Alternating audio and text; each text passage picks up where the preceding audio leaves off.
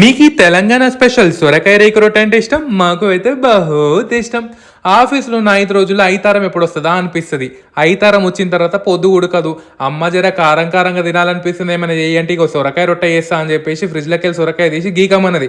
మంచిగా దూరిన గీ రొట్టె అయితే మస్తు టేస్ట్ ఉంటుంది. ఇక చాలా ఈజీ ఉల్లా, ఏం లేదు, సొరకాయ తీసుకొని మంచిగా తురిమేసే, గండ్లనే నీళ్ళు ఉంటాయి కదా, దాంట్లోనే ఇంత వరిపిండి, జీలకర్ర, ఓమా, నువ్వులు, అల్లం వెల్లిగడ్డ సన్నగా కోసుకున్న కళ్యామాకు, ఉప్పు, కారం, శనగపప్పు మర్చిపోకరి మంచిగా ఉంటుంది. అన్ని వేసి మంచిగా కలపాలి. ఇక నీళ్ళు ఏం అవసరం లేదు, దాంట్లోనే నీళ్ళు ఉంటాయి కాబట్టి బరాబర్ అవుతుంది. దాన్ని మేమైతే ఇట్లా రేకు మీద ఒత్తుకుంటాం. రేకు లేకపోతే మీరు సర్వపిండిలా గిన్నెలు కూడా వేసుకోవచ్చు, కవర్ మీద కూడా వేసుకోవచ్చు. మంచిగా పెంక మీద కాల్చుకొని 2 దిక్కుల జరంత నెయ్యి ఒట్టేసుకొని తింటే అబ్బా ఎంత రుచి ఉంటుంది తెలుసా, కమ్మగా వస్తుంది. ఇంత కారం వేసినా కూడా టేస్ట్ అయితే మస్తు మంచిగా అనిపిస్తుంది. మీరు కూడా ఎప్పుడన్నా మా తెలంగాణ స్పెషల్ సొరకాయ రొట్టె, దోసకాయ రొట్టె కూడా ఉంటాయి, అవన్నీ చేసుకొని తినుండ్రి. మాకైతే ఇలా పండగ అనిపించింది. ఐతారం వచ్చినందుకు చికెన్ లేకున్నా సరే ఇట్లా రొట్టెలు చేసుకోవచ్చు.